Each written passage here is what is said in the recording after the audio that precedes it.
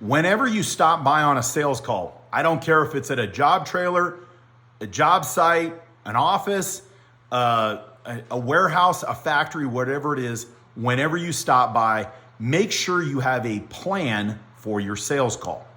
So I'm going to give you 3.5 great questions to ask whenever you stop by a job trailer so that you set an objective for your call.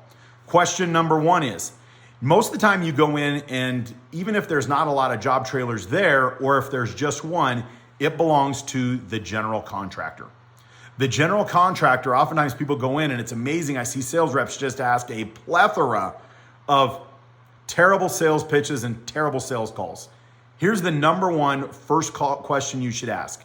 The number one question you should ask is, hey, I know you're just the general contractor on this site, but are you self-performing any work? So the reason why you ask the general contractor, are you self-performing any work, is it lets you know whether or not they're gonna rent or not. If they're not self-performing any work, they don't need any equipment.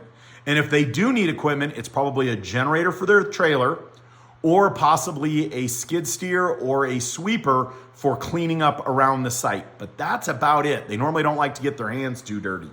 All right? Number two question is, can I get a subcontractor list? And the way I normally phrase this question is I say, hey, I realize as the general contractor, you're extremely busy. And I want to make sure that I'm an asset to your site, but I don't want to disturb it. Is there any way I could get a subcontractor list so that I could call on their offices, leaving your job site free to do the work it's trying to do? Getting a subcontractor list gives you leads that you can then follow up on or share with your team to create opportunities for equipment rentals or sales. That was number 2. Number three is, what day and time do you have your subcontractor meeting? And could I cater in, bring breakfast, bring snacks, bring cookies? Could I bring something into that and introduce myself? The reason why this is critical is I see a ton of sales reps and they take the easy route and they say, hey, you know what? I'll just leave a pile of business cards out here on the desk and somebody's going to take it off the board and all of a sudden call me up and give me all their rental business. That never happens. Like, nobody's just looking around offices looking for somebody's business card. And if it happens, it's less than 1 in 100.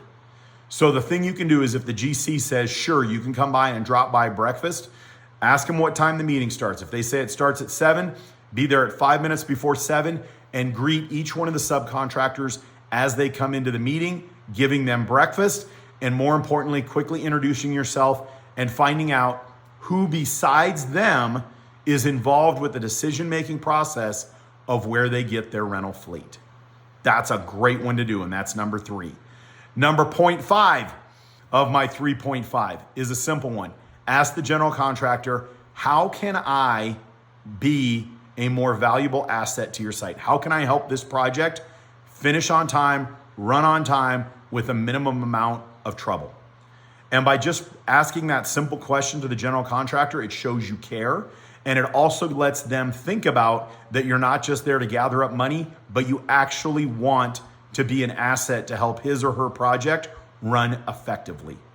I appreciate you watching. I hope those 3.5 give you something awesome to think about. Make sure you roll up to the job site trailers. Make sure you have a plan and make sure you ask great questions.